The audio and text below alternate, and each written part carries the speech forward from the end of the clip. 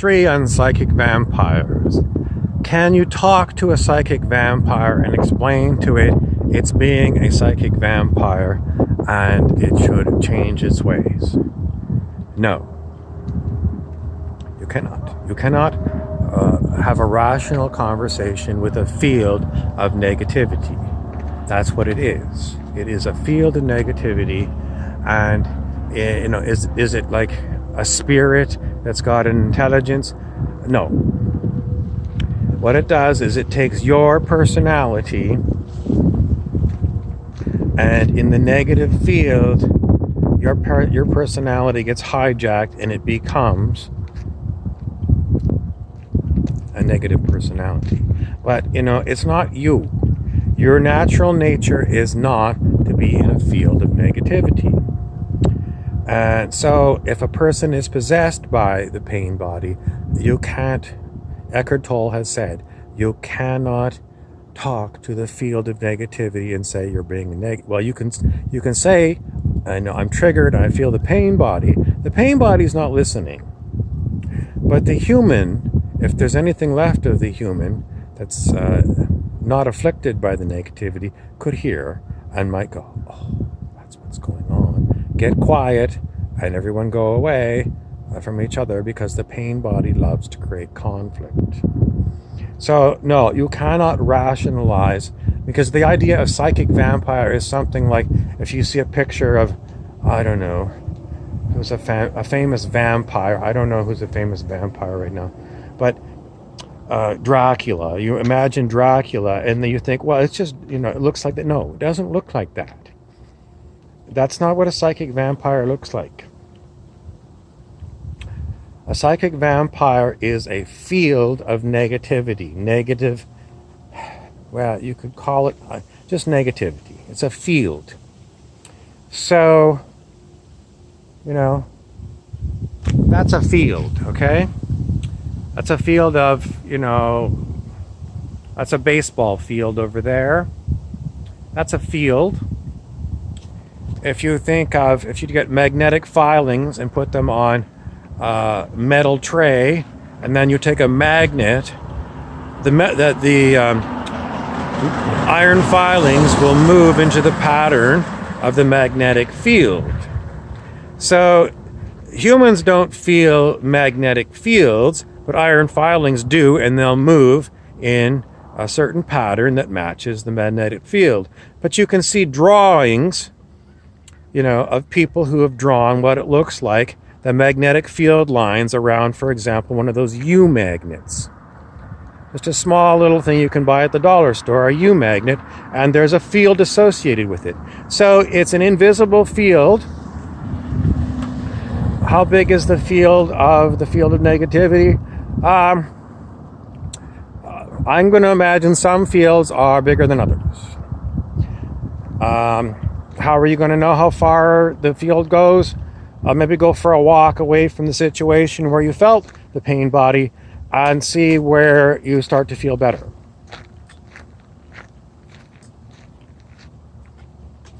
But I'm going to guess that it's not really necessary to figure out how big it is, because it's going to morph and move around.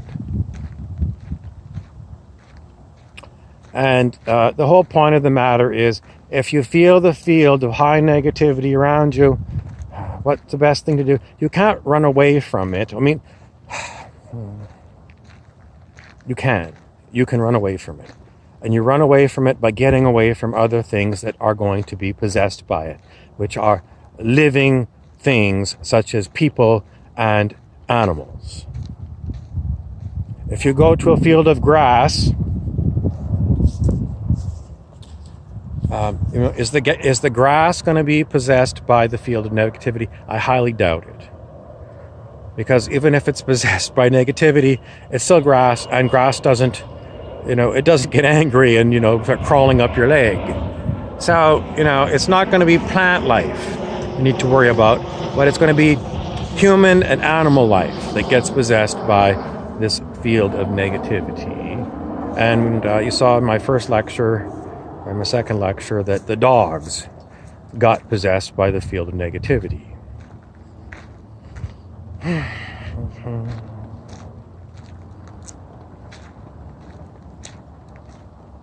are certain places haunted by fields of high negativity? This is a good question. The spiritual teacher Hugh Len said that places do have, well, he treated them like they were humans.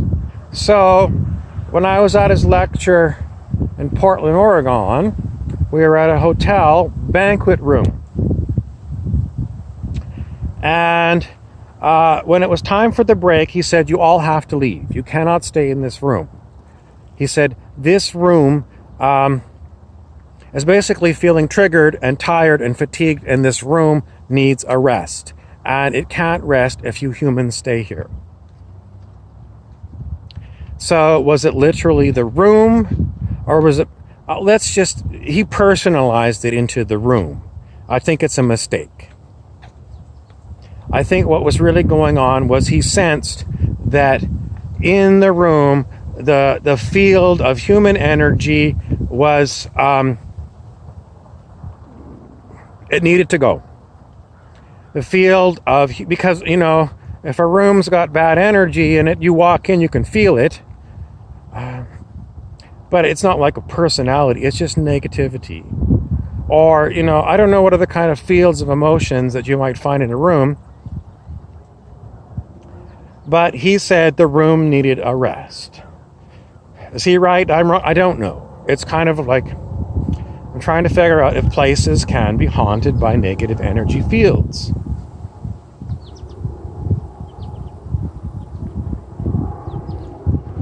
I don't know. I haven't really done a lot of research on it. That's the only thing he said the room needed a rest. So all you humans have got to get out and go on your coffee break, and we're going to lock the doors, and no one's going to be in the room. My friend Jacob Being says, everything has got consciousness. We know that the grass has got consciousness. There's a book called The Secret Life of Plants that proves that plants have got consciousness. Do rocks have consciousness? Yes. Everything here, even though some of this stuff you say, well, if this is hard, dead, physical asphalt, that's because to our senses it appears to be dead. But in higher states of consciousness, you come to see that it's not dead at all. It's just because when we're at low levels of consciousness, which is basically all of us, we perceive solid things like asphalt to be dead. But there is nothing here physical. What are you talking about? You sound cuckoo. I'm not cuckoo. Everything here is fields and fields and fields of consciousness. Some fields of consciousness, asphalt, appear to be solid. This one here is a grasshopper that appears to be something that gets up, jumps, and flies. But the asphalt that to our senses appears to be dead is not. It is just a field that to us appears to be very slow moving to the point where we say it doesn't move at all. It's solid. But it doesn't mean it's not part of our consciousness field. And it's not our consciousness that looks at it, it's dead matter. There is no such thing as matter. And our science is incorrect because it says, there's physical matter and there's living things. No. I mean, for everyday purposes, it seems that way. And, for practicality, for us, it is that way. But we're talking about, fields of consciousness, and the things that appear to our consciousness, they are all part of a field of consciousness, which means, is there consciousness in the asphalt? Yes, but the consciousness of the asphalt is not to be too concerned about.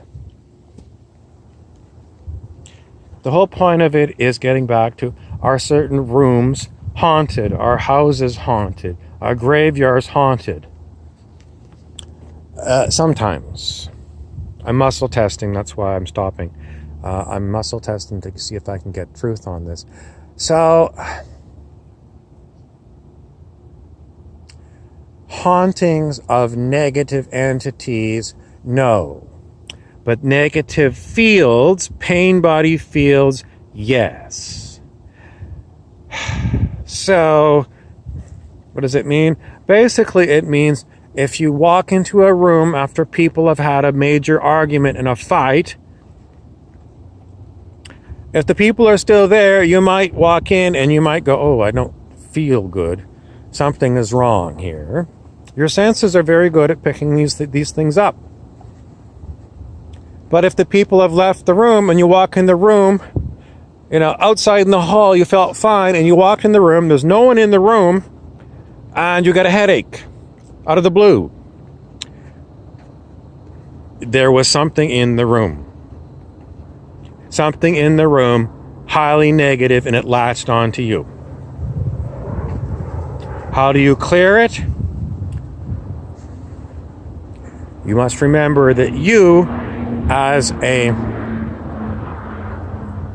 sentient being, are good at feeling these things, but you are awareness at the heart of what you are. So you are not the things you are aware of. So you are not the headache. And if you can remember that, does it help you with the headache? No. But it stops you from personalizing negativity. Because it is a negativity consciousness field. It's not a personal being. Sometimes it appears as a personal being if it's come to possess them. But when that person is not in the negative field, are they going to be negative? No. Why is it that some people always appear to be negative? Because they've got a negativity field following them around. Are there things in their personality that attract negativity? Yes. And I was saying in some talks yesterday, some reasons why negativity seems attracted to certain people is because they've got character defects. Is this different from negativity? Yes. Because you can ameliorate character defects. Fields of negativity, you can get away from people who have got character defects. Is it the negativity? Yes, the negativity makes them keep their character defects. Because if they're aware of things in their personality that are attracting negativity, they can work on releasing these things. So, examples of character defects that attract negativity.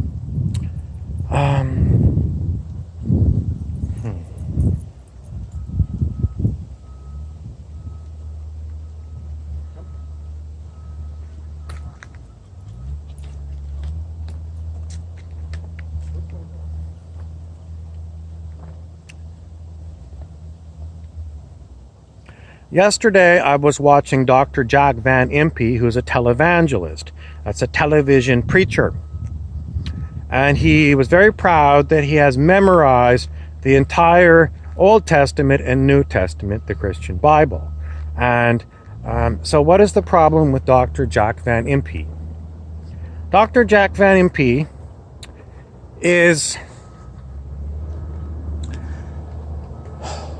he calibrates at about 50. Everything below 200 on the scale of human consciousness is a negativity. Okay? So why does Dr. Jack Van Impe, the televangelist preaching the Bible, calibrate so low? The answer is because he's relying upon this written word book for his truth.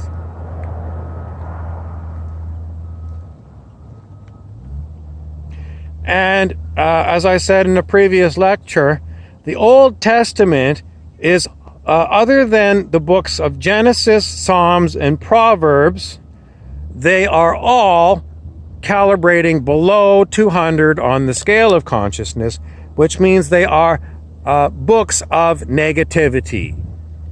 In the New Testament, all of the books except for the book of Revelation, all of the books in the New Testament except for the book of Revelation calibrate in the positive consciousness fields. Which means you got to throw away the book of Revelations as a negative book. And if you're Jack Van Impe and you're quoting from Revelation, that's why you calibrate so low personally when you're televangelizing. So Jack, if you're out there, please do not refer to the book of Revelation. And if you're going to the Old Testament, only go to Genesis, Proverbs, and Psalms. The other ones, never refer to them. The second caveat I've got is these books, such as Proverbs, calibrate at about 350. So while 350 is positively inclined, it is not an enlightened book by any stretch of the imagination. Just so you know, Proverbs calibrates at 350, which is way below 540 unconditional love. Way, way, way below. So, I mean, if you're Dr. Hawkins, a spiritual researcher and an enlightened person, said, in your lifetime, your goal is to reach 540 unconditional love.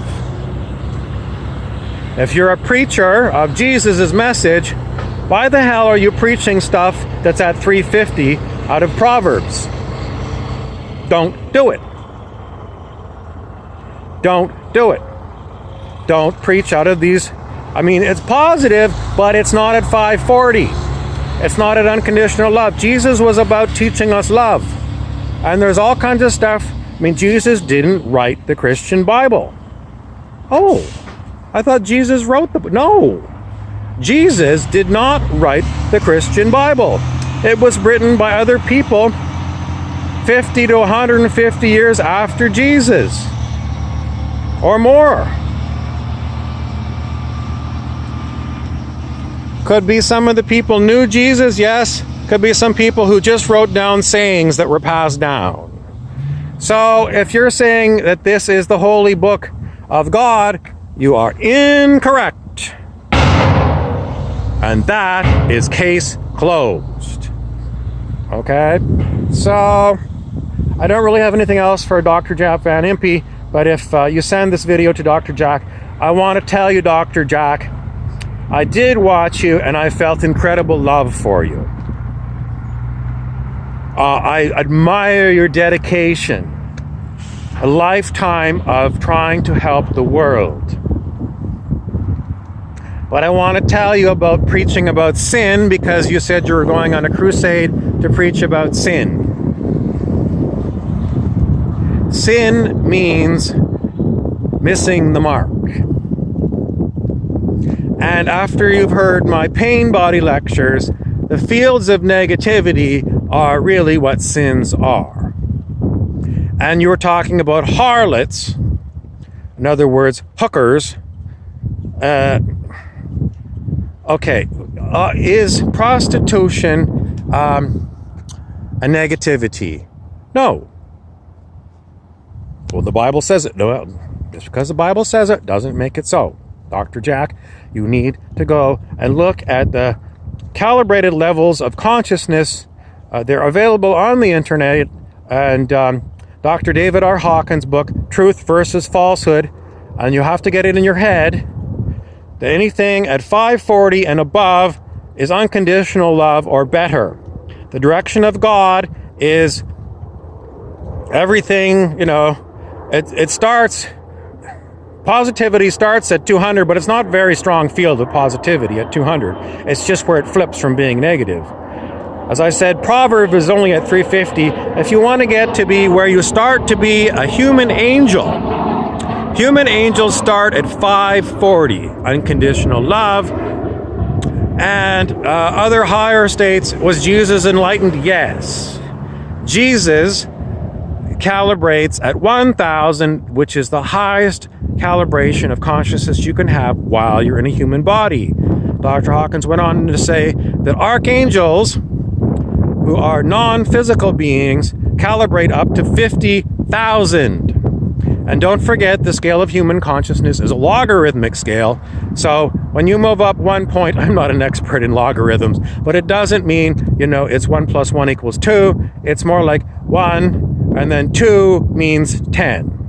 1 means 1, 2 means 10. So logarithmic scales mean you're making enormous jumps by just making 1 point. Again, Dr. Jack Van Impe, do not preach from Revelation. Do not preach from the Old Testament, because even these Old Testament books and a lot of the New Testament books are not at unconditional love. I don't know what the individual books of the New Testament calibrate at, but overall, if you stick to the New Testament, get your X-Acto knife and cut out the book of Revelation. The New Testament without Revelation is an enlightened book. It's well over 540 unconditional love. Okay? And don't put negativity twists on it. Now, why would it be that prostitution is not a negativity? It is. Because it is about commerce. Commerce, you're not going to find commerce in celestial heavenly realms. You're going to have, you're not going to have that. If you get the idea of a gift economy, that will get you on the way, but that's not even the way it works in heavenly celestial realms, just so you know. Is it manifestation? I don't even want to go there. We're not there, and we're nowhere near there, and trying to aim for it. Don't aim for it. Go with Dr. Hawkins. In this lifetime, aim to get to 540 unconditional love, and then you will become an earth angel.